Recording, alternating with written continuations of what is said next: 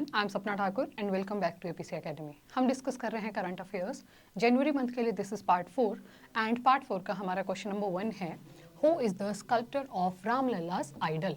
रामलला की मूर्ति के मूर्तिकार कौन है? हमारे ऑप्शंस हैं अरुण योगराज, चंद्रकांत सोमपुरा, रविंद्र गुप्ता या फिर भारती खैर। और रामलला की मूर्ति के मूर्तिकार हैं अरुण योगराज।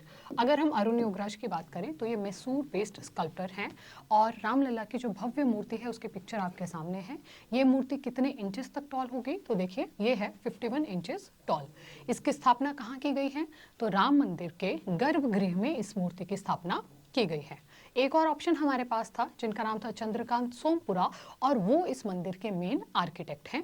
अगर हम मंदिर की बात करें तो नगर स्टाइल में इसका निर्माण किया जा रहा है और जो मुख्य द्वार इस मंदिर का होगा उस द्वार का नाम है सिंह द्वार। अगर हम वर्तमान कॉस्ट का अनुमान लगाएं तो ऐसा कहा जा रहा है कि 1800 करोड़ की लागत से इस पूरे मंदिर का निर्माण किया जाएगा। तो आप मूर्ति के मूर्तिकार याद रखेंगे जिनका नाम होगा अरुण योगराज। सेकंड प्रश्न हमारा है, Emmanuel Macron was the chief guest on Republic Day 2024 and he is president of which nation? Emmanuel Macron गणतंत्र दिवस 2024 पर मुख्य अतिथि थे। वह किस देश के राष्ट्रपति हैं? हमारे ऑप्शंस हैं स्पेन, जर्मनी, फ्रांस या फिर पोलैंड। और इमैनुअल मैक्रोन जो हैं वो हैं यूरोप के फ्रांस के राष्ट्रपति। अब अगर हम बात करें हमारे रिपब्लिक डे की कि हम 26 जनवरी को ही क्यों मनाते हैं, तो देखिए 26 नवंबर 1949 को हमारा संविधान बनकर तैयार हुआ। बाद में हमने उसे जाके लागू किया 26 जनवरी 1950 को। हमने ये 2 महीनों का समय क्यों लिया? क्योंकि 26 जनवरी 1930 को पूर्ण स्वराज दिवस मनाया गया था और हम उस दिन के महत्व को बनाए रखना चाहते थे, इसीलिए हमने 2 महीने का बाद में समय अंतराल लिया। तो वर्तमान में हम रिपब्लिक डे मनाते हैं 26 जनवरी 1950 को। जो रिपब्लिक डे परेड है, अगर आपने रिसेंटली देखी हो, वो कहाँ पर हुई? वो हुई कर्तव्य पथ पर। हमेशा जो ये परेड होती थी वो होती थी राजपथ पर। इस बार भी राजपथ पर ही हुई है, परंतु राजपथ का नाम बदलकर कर दिया गया है कर्तव्य पथ। उसके बाद देखिए इस वर्ष के लिए थीम थी विकसित भारत एंड भारत लोकतंत्र की मातृका। 2 थीम्स हमारे पास थी जिनका आप ध्यान रखेंगे। और कुछ अलग अलग जो चीज़ें हुई, वैसे तो देखा जाए तो महिला सशक्तिकरण के लिए बहुत फोकस इस बार की परेड पर रहा। और फर्स्ट टाइम एवर एक 100 वुमेन आर्टिस्ट का फुल आपने देखा होगा। परेड की ओपनिंग ही इससे हुई कि पूरा जो महिलाओं की एक टुकड़ी थी उन्होंने म्यूजिकल इंस्ट्रूमेंट्स प्ले किए थे। ओपनिंग वहाँ से हुई थी। एंड इसके अलावा एक all women tri service contingent भी हमें देखने को मिला था, जिसमें आर्मी, नेवी, एयरफोर्स तीनों से महिलाएं भाग ले रही थी। और जिनका मेन मैं कहूँ कि जिनको कौन लेड कर रहा था, तो लेड बाय कैप्टन संध्या। ये कुछ मेन इंटरेस्टिंग पॉइंट्स थे जो आप इस वर्ष की रिपब्लिक डे परेड से आप ध्यान रखेंगे। अगर हम पिक्चर्स देखें तो देखिए राम मंदिर की ही बात हो रही है। एवरीवन नोज इट कि कितना बड़ा प्राण प्रतिष्ठा का जो कार्यक्रम था वो हुआ, एक भव्य समारोह हमें देखने को मिला।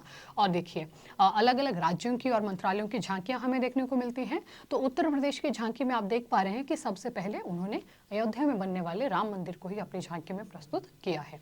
सेकंड में जो हमारे पास झांकी है वो है इसरो की। और इसरो में आप देख पा रहे हैं भारत का सक्सेसफुल चंद्रयान 3 को उसमें दर्शाया गया है। और जो all tri service women contingent की मैंने बात की, उसकी पिक्चर आपके सामने है, जिसमें आर्मी, नेवी और एयरफोर्स तीनों से महिलाओं ने पार्टिसिपेट किया। अगला प्रश्न हमारा है, when is national girl child day celebrated?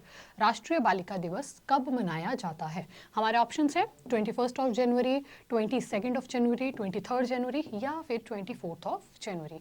और नेशनल गर्ल चाइल्ड डे मनाया जाता है प्रति वर्ष 24 जनवरी को। अगर हम इसकी बात करें तो इसकी जो शुरुआत हुई है वो हुई है 2008 से। 2008 से पहली बार ministry of women and child development ने इसे मनाना शुरू किया। क्यों इसे 24 जनवरी को ही मनाना शुरू किया गया? क्योंकि 24 जनवरी 1966 को पहली बार इंदिरा गांधी ने भारत की फर्स्ट वुमेन प्राइम मिनिस्टर के रूप में शपथ ली थी।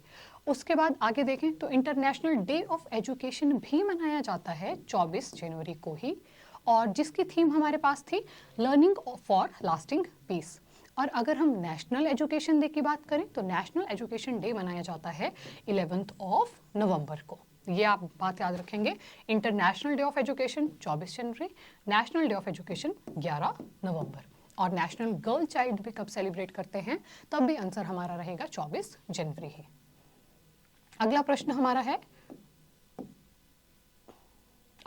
हमारा है who has been appointed as director general of SSB. SSB के महानिदेशक के रूप में किसे नियुक्त किया गया है? हमारे ऑप्शंस रहेंगे दलजीत सिंह चौधरी, अनीश दयाल सिंह, रश्मि शुक्ला या फिर गौरव कुमार गुप्ता। और एसएसबी के नए डायरेक्टर जनरल बनाए गए हैं दलजीत सिंह चौधरी। अगर हम इनका देखें तो 30 नवंबर 2025 तक इनकी नियुक्ति हुई है और एसएसबी की फुल फॉर्म हमारे पास हो जाएगी सशस्त्र सीमा बल। 1963 में इसकी स्थापना की गई थी और ये फोर्स कहाँ गार्ड करती है? तो it is guarding force between borders of Nepal and Bhutan, यानी कि भारत और नेपाल तथा भारत और भूटान के बॉर्डर्स पर जो फोर्स हमें देखने को मिलती है उस फोर्स का नाम है एसएसबी और ये हैं दलजीत सिंह चौधरी जो बने हैं उसके डायरेक्टर जनरल। अगला प्रश्न हमारा है who among the following is awarded with Bharat Ratna 2024। Most important question आपके लिए हो जाएगा, भारत का सर्वोच्च पुरस्कार जिसे हम कहते हैं और उससे 2024 में किसे सम्मानित किया जा रहा है? हमारे ऑप्शंस हैं मुलायम यादव, ममता बनर्जी, अमिताभ बच्चन या फिर कर्पूरी ठाकुर। और 2024 के भारत रत्न से सम्मानित किया जा रहा है कर्पूरी ठाकुर जी को। मैं दोबारा रिपीट कर रही हूँ, बहुत इंपॉर्टेंट क्वेश्चन ये हम सभी के लिए हो जाएगा। बिहार के पूर्व मुख्यमंत्री रह चुके हैं कर्पूरी ठाकुर जी। अब देखिए ये बिहार के फॉर्मर सीएम रह चुके हैं। अगर मैं भारत रत्न की बात करूं 1954 से भारत रत्न जो है पहली बार देना शुरू किया गया था और कौन रिकमेंड करता है? तो प्राइम मिनिस्टर जो है वो राष्ट्रपति को कुछ नाम अपने अकॉर्डिंग रिकमेंड करता है। एक वर्ष में आप मैक्सिमम 3 लोगों को भारत रत्न दे सकते हैं और अगर आपकी इच्छा हो तो एक वर्ष में आप चाहें किसी को भी ना दें। ऐसा कंपलसरी नहीं है कि हर वर्ष दिए जाएंगे, बट अगर आप दे रहे हैं तो एक वर्ष में मैक्सिमम 3 पर्सन्स को ही ये भारत रत्न पुरस्कार दिया जा सकता है। मैंने कहा 1954 में इसकी शुरुआत हुई थी। 1954 में 3 लोग थे जिनको इससे सम्मानित किया गया था, sir CV Raman, S Radhakrishnan and C Rajagopalachari. और अगर हम बात करें अब तक के सबसे यंगेस्ट रेसिपेंट कौन थे, तो राइट आंसर हो जाएगा सचिन तेंदुलकर, जिन्हें 2014 में मिला था और उस वर्ष वो मात्र 40 वर्ष के थे और पहले वो स्पोर्ट्स पर्सन थे जिन्हें भारत रत्न से सम्मानित किया गया था। अगेन बहुत इंपॉर्टेंट क्वेश्चन आपके लिए रहेगा यही कि 2024 का भारत रत्न मिलने जा रहा है बिहार के पूर्व सीएम कर्पूरी ठाकुर जी को। अगला प्रश्न हम देखते हैं Which among the following became 5th country in the world to land on the moon? निम्नलिखित में से कौन चंद्रमा पर उतरने वाला दुनिया का 5वां देश बन गया है? Again very important question.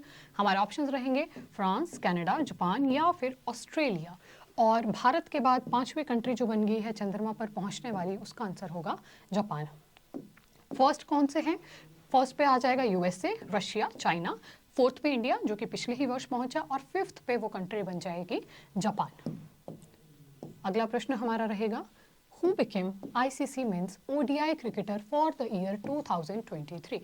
Recently ICC के पुरस्कार दिए गए और हमारा प्रश्न है कि 2023 के लिए आईसीसी पुरुष वनडे क्रिकेटर कौन बने? हमारे ऑप्शंस हैं पैट कमिंस, विराट कोहली, रोहित शर्मा या फिर ग्लेन मैक्सवेल। और ICC man ODI cricketer for the year 2023 का खिताब मिला है भारत के स्टार प्लेयर विराट कोहली को। अगर हम कुछ और पुरस्कार की बात करें तो देखिए क्रिकेटर ऑफ द ईयर का पुरस्कार किसे दिया गया? पैट कमिंस को। द वर्ल्ड कप विनिंग कप्तान जो है ऑस्ट्रेलिया के कैप्टन हैं और उन्हें दिया गया cricketer of the year award. उसके बाद इमर्जिंग क्रिकेटर ऑफ अवार्ड किसको दिया गया? तो न्यूजीलैंड के ही इमर्जिंग प्लेयर रचिन रविंद्र को दिया गया ये पुरस्कार। बेस्ट टेस्ट क्रिकेटर का पुरस्कार दिया गया उस्मान ख्वाजा को एंड T20 का खिताब एक बार दोबारा मिला है भारत के ही सूर्य कुमार यादव जी को।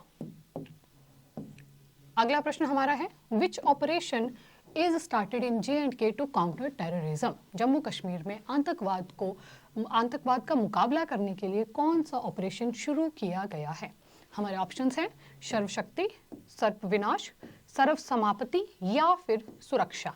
और जम्मू कश्मीर में टेररिज्म को काउंटर करने के लिए जो मिशन या मैं कहूँ जो ऑपरेशन शुरू किया गया है उसका राइट आंसर हो जाएगा ऑपरेशन सर्व शक्ति। 9th प्रश्न हमारा है who is known as father of Indian nuclear programme? भारतीय परमाणु कार्यक्रम के जनक के रूप में किसे जाना जाता है? हमारे ऑप्शंस रहेंगे C V Raman, H J Bhabha, B R Ambedkar या फिर अब्दुल कलाम आज़ाद। और जो father of Indian nuclear programme कहा जाता है वो कहा जाता है होमी जहांगीर बाबा जी को। अगर हम इनके बारे में देखें कि ये न्यूज़ में क्यों आए, क्योंकि 24 जनवरी को मनाई जाती है इनकी डेथ एनिवर्सरी।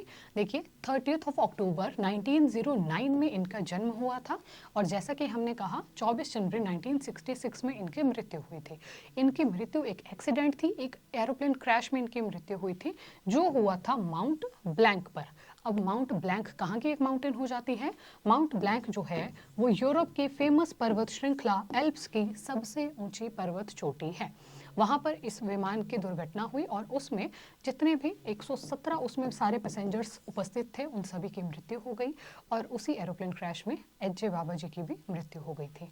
अगर हम आगे देखें कि क्यों हमारे लिए इंपॉर्टेंट हो जाते हैं, he was the first chairman of atomic energy commission of India और इन्हें बाबा स्कैटरिंग के लिए भी जाना जाता है जिसकी डिस्कवरी इन्होंने की थी। एंड लास्ट में देखिए 1954 में इन्हें पद्म भूषण से सम्मानित किया जा चुका है। इन्हें कहा जाता है father of Indian nuclear programme. Last and the 10th question for the video is when is National Voters Day celebrated? राष्ट्रीय मतदाता दिवस कब मनाया जाता है? हमारे ऑप्शंस रहेंगे 22 जनवरी, 23 जनवरी, 24 जनवरी या फिर 25 जनवरी। और नेशनल वोटर्स डे मनाया जाता है प्रति वर्ष 25 जनवरी को। अगर हम इसकी बात करें बहुत इंपॉर्टेंट हमारे लिए हो जाएगा क्योंकि 25 जनवरी 1950 को इलेक्शन कमीशन ऑफ इंडिया की स्थापना हुई थी, इसीलिए हम मनाते हैं national voters day every year on 25 जनवरी। अब अगर हम 2024 की थीम की बात करें, 2023 की थीम भी यही थी और 2024 के लिए भी वही दी गई है, nothing like voting, I vote for sure. Election commission जो है वो एक संवैधानिक निकाय हमारे पास है, कॉन्स्टिट्यूशनल बॉडी है और कॉन्स्टिट्यूशनल बॉडी वो होती है जिसके लिए कोई आर्टिकल दिया हुआ हो। इसके लिए कौन सा आर्टिकल दिया गया है? 324 से लेकर 329A तक जितने भी आर्टिकल हैं वो सभी बात करते हैं इलेक्शन कमीशन की। आगे देखिए जो भारत के चीफ इलेक्शन कमिश्नर हैं उनका नाम है मिस्टर राजीव कुमार और उनके अलावा 2 इलेक्शन कमिश्नर भी होते हैं। वो कौन कौन है? अनूप चंद्र पांडे एंड अरुण गोयल। भारत के पहले चीफ इलेक्शन कमिश्नर कौन थे? तो हमारा राइट आंसर हो जाएगा सुकुमार सेन। और जो भारत के राष्ट्रपति होते हैं वो इलेक्शन कमिश्नर्स को अपॉइंट करते हैं, वही हमने लास्ट में लिखा है अपॉइंटेड बाय प्रेसिडेंट। तो आप याद रखेंगे national voters day every year 25 जनवरी। आज की वीडियो से अगर हम आपके लिए क्वेश्चन की बात करें, क्वेश्चन फ्रॉम टुडेज वीडियो रहेगा which of the following country has not landed on the moon? निम्नलिखित में से कौन सा देश चंद्रमा पर नहीं पहुंचा है? हमारे ऑप्शंस रहेंगे रशिया, यूएसए, कनाडा या फिर इंडिया। जो भी राइट आंसर होगा वो आप हमें कमेंट्स में लिख के बताएंगे। इसके साथ ही जनरल बैच हमारी एकेडमी में ऑफलाइन शुरू हो चुका है। जो भी इंटरेस्टेड स्टूडेंट्स हो हमें as soon as possible join कर सकते हैं। This was all for this video. अगर आपको वीडियो अच्छी लगी हो तो do like, share and subscribe our channel. Thank you once again. मिलते हैं बहुत जल्दी एक दूसरी वीडियो में।